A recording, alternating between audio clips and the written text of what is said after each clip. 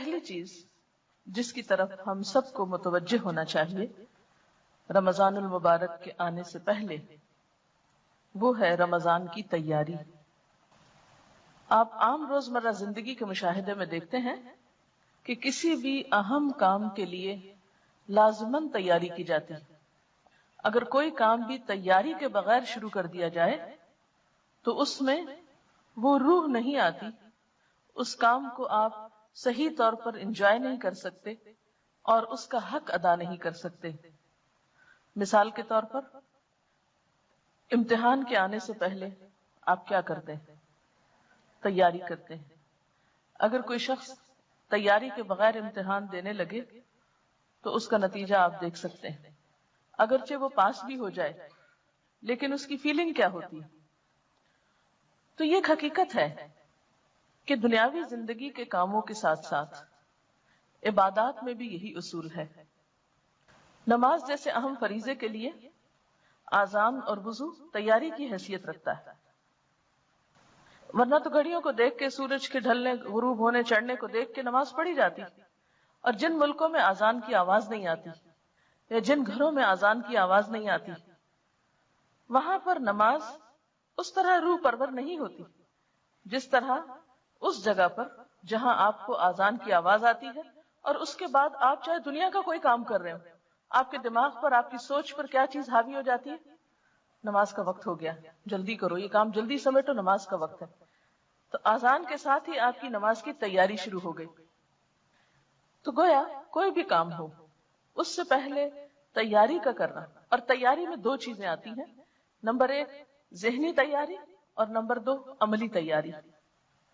ذہنی تیاری میں کیا چیزیں شامل ہیں کہ آپ اپنی سوچ کو، اپنے دھیان کو، اپنے احساسات کو، اپنے جذبات کو اس طرف موڑنا شروع کریں، ایسے اسباب اور ایسے حالات سے گزریں کہ جس سے آپ ذہنی طور پر اس چیز کے کرنے کے لیے فوکس ہو جائیں۔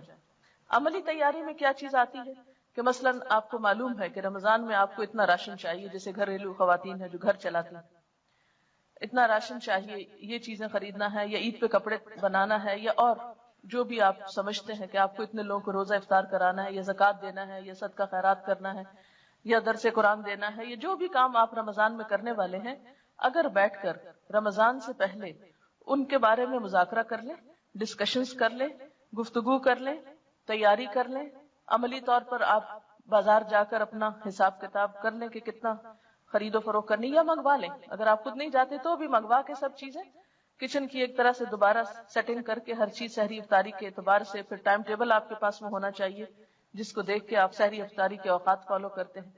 پھر اسی طرح اگر آپ کو کہیں اور تراویح پڑھنے کے لیے جانا ہے تو سواری کا ارینجمنٹ، یہ کس کے ساتھ جانا ہے، یہ کس کو اور ساتھ میں لانا ہے، یہ ساری چیزیں رمضان سے پہلے ایک ایک کر کے، جن کا ابھی میں ذکر کروں گی، ان کو عملی طور پر بھی تیار کر کے رکھ لیں اپنے پاس۔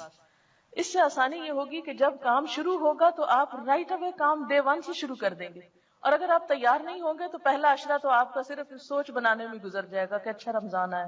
جو کام آپ کو کرنے ہیں یہ چیزیں آپ نے روز کرنی ہے۔ مثلا میں نے لکھ کے رکھا ہوگا کہ سب سے پہلے صبح میں کیا پڑھنا ہے، اس کے بعد تسبیحات کون سی کرنی، حالانکہ مجھے پتا ہے یہ کرنی ہے، لیکن پھر بھی میں کاموں کے پریشر میں بعض اوقات بھولنے لگتی ہوں، تو میں وہ کارڈ مجھے یاد دلاتا ہے کہ آج میں نے یہ کام نہیں کیا۔ کہ مثلا اگر آپ نے اپنے اوپر کچھ نفل باندھے ہوئے ہیں یا کچھ ذکر خاص کرنا ہے، آپ کو خاص سے مراد مسنون ہی ہے، وظیفہ مراد نہیں ہے کہ 1000 دفعہ کچھ، 1,00,000 دفعہ کچھ پڑھنا ہے، تو ان سب کے انہی ترتیب وار اپنے چیزیں لکھ کر رکھ لیں۔ پھر یہ ہے کہ جائے نمازیں وغیرہ دھو کے صاف ستھری کر لیں، کیونکہ افسوس کے ساتھ کہنا پڑتا ہے کہ بعض گھرانوں میں اس کا اہتمام نہیں ہوتا، اور بہت فریکوینٹلی یہ چیز دیکھنے میں آتی ہے کہ لوگ سارا گھر صاف رکھتے ہیں اور ایک جائے نماز گندی رہ جاتی ہے، شاید وہ مائنڈ کرتے ہیں اس کو دھونا یا گناہ سمجھتے ہیں۔ تو عبادت میں لطف کے لیے کیا ہے، تھوڑا سا گھر کی صفائی کو بھی دیکھ لیں، کچن کی صفائی، گھر کی صفائی، اپنے بیڈ کی، کمرے کی، جہاں آپ کو عبادت کرنی ہے، جہاں پڑھنا ہے، کتابوں کی شیلف کی، الماری کی، یعنی ہر ایک چیز جو ہے بالکل ترتیب سے کر لیں، اور اتنی ترتیب سے کر لیں، بلکہ میں تو بعض اوقات یہ کیا کرتی تھی کہ جو بیڈ بستر وغیرہ سال بھر اٹھتے رکھے جاتے ہیں، وہ میں رمضان سے پہلے چادریں، ہر چیز اس طرح ایسی جگہ پہ رکھ لیتی تھی کہ بس صرف 1 منٹ اس میں لگے اور ہر چیز جلدی جلدی تبدیل ہو جائے۔ اور لانڈری بھی رمضان کے لیے بچا کے نہیں رکھیں، سب کچھ واش کر لیں، کلین کر لیں، اور اس طرح آپ جب رمضان، جیسے لوگ عید کی تیاری کرتے ہیں، تو عید سے بڑھ کر آپ رمضان کے لیے عملی طور پر تیار ہو جائیں، اور ساتھ ساتھ کارڈ پر ذہنی طور پر عبادات کی تفصیل لکھ کر وہ تیاری کر لیں. اور پھر خاص طور پر یہ بات کہ کوئی بھی نیکی جو نفل کا درجہ رکھتی ہے عام دنوں میں، وہ رمضان میں فرض کا اجر و ثواب پاتی. جو عام دنوں میں نفل کا مقام رکھتی ہے وہ رمضان میں فرض کا مقام رکھتی. پھر اسی طرح فرض جو ہے وہ 70 فرض کے برابر ہو جاتا ہے. پھر اس میں ہمدردی اور غمخواری کا مہینہ ہے، تو ایک دوسرے کے ساتھ آپ ہمدردی اور غمخواری کس طرح کریں. پھر اسی طرح شہر المواسات کے علاوہ خاص طور پر افطار کا جو اجر بتایا گیا ہے، تو اس میں بھی آپ دیکھیے کہ گھر والوں کو بھی آپ افطار کرا سکتے ہیں. افطار پارٹی سے مراد نہیں ہے، اس سے افطار کرانا مراد ہے. کھجور کے ساتھ، پانی کے گھونٹ سے، لسی کے گھونٹ سے، جو بھی اویلیبل ہے.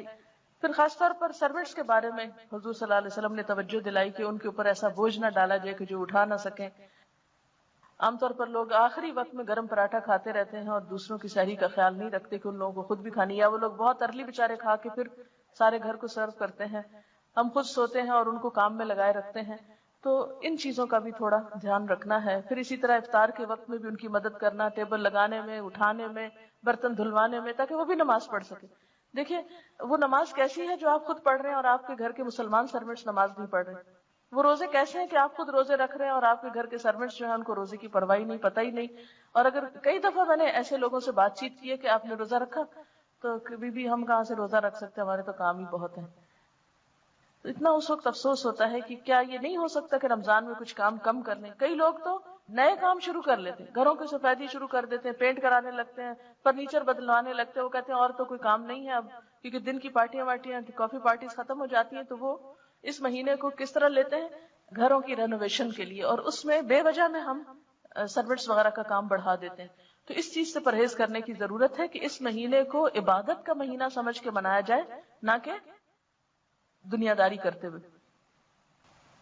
پھر اس میں آپ دیکھیے کہ جیسے آپ نے ذاتی کام جو کرنے ہیں اس میں روزہ رکھنا ہے. اور روزے میں صرف روزہ رکھنا نہیں ہے، بلکہ کیونکہ حدیث میں آتا ہے نا، جس نے روزہ رکھ کے جھوٹ بولنا نہ چھوڑا اور جھوٹ پہ عمل کرنا اور لڑائی جھگڑا اور فحش گفتگو اور ان چیزوں کو نہیں، تو پھر اس کا روزہ روزہ نہیں، کیونکہ روزہ صرف بھوکے پیاسے رہنے کا نام نہیں. پھر اسی طرح نماز کے لیے آپ ایک ٹارگٹ اس رمضان میں رکھ سکتے ہیں. یا آپ یہ رکھ لیں کہ زیادہ نوافل پڑھنے، یا یہ رکھ لیں کہ خاص خشوع و خضوع کا، یا یہ کہ اول وقت، یعنی کوئی ایک ٹارگٹ اپنا رکھ لیں کہ میں اس رمضان میں اول وقت نماز پڑھوں گی، ساری نمازیں اول وقت. اور اس طرح آپ کو کیسے پورا ہوگا؟ الحمدللہ عام دنوں میں فجر آپ کے لیے اول وقت پڑھنا مشکل ہوتی ہے، اٹھتے اٹھتے کچھ دیر ہو جاتی ہے، لیکن رمضان میں تو آپ اٹھے ہوئے ہی ہوں گے. یہ نہیں کہ آپ سحری کے بعد جو لوگ خود کام کرتے ہیں گھر کا، تو وہ کیا کرنا شروع کر دیں، برتن دھونا شروع کر دیں، کچن صاف کرنا شروع کر دیں، اس کو فرش دھونا شروع کر دیں، اور سارے کام کرتے کرتے سویر کر دیں، اور جب تھوڑی دیر رہ جائے سورج نکلنے کو تو جلدی جلدی نماز پڑھ لیں. یہ نہیں کرنا، طویل نماز پڑھیں. کیونکہ فجر کی نماز جو ہے آپ صلی اللہ علیہ وسلم کی سب نمازوں سے زیادہ طویل ہوتی تھی. تو اس کو مسنون طریقے سے پڑھنے کے لیے آپ کو کیا کرنا ہوگا؟ آپ اندھیرے میں شروع کرتے تھے اور تھوڑی تھوڑی روشنی ہو جاتی تھی جب ختم کرتے تھے. ہم لوگوں نے کتنی دفعہ زندگی میں مسنون نماز فجر کی پڑھی. تو یہ رمضان کا موقع اگر آ رہا ہے تو کوشش کریں کہ اس میں اس سنت پر عمل ہو جائے.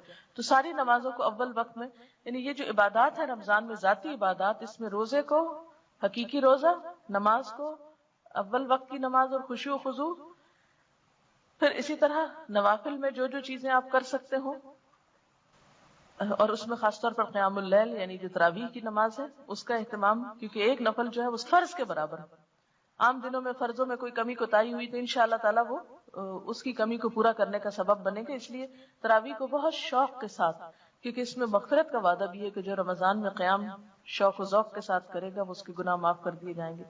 پھر اسی طرح قرآن پاک کی تلاوت، قرآن پاک کی فجر کے وقت تلاوت جو ہے، یعنی نماز کے بعد جو آپ تلاوت کریں، اس تلاوت کو لاؤڈلی کرنے کی عادت ڈالیں. آپ دیکھیں گے کہ آپ کی زبان کی لکنت اور آپ کی زبان کی وہ جو ہے رکاوٹ وہ دور ہوگی اس سے انشاءاللہ. پھر اسی طرح یہ جو صبح شام کی دعائیں ہیں خاص طور پر ان کو پڑھنے کی عادت ڈالیں، اور ان کو آپ زبانی یاد کرنے کی بھی کوشش کریں اور روزانہ ان کو پڑھیں بھی.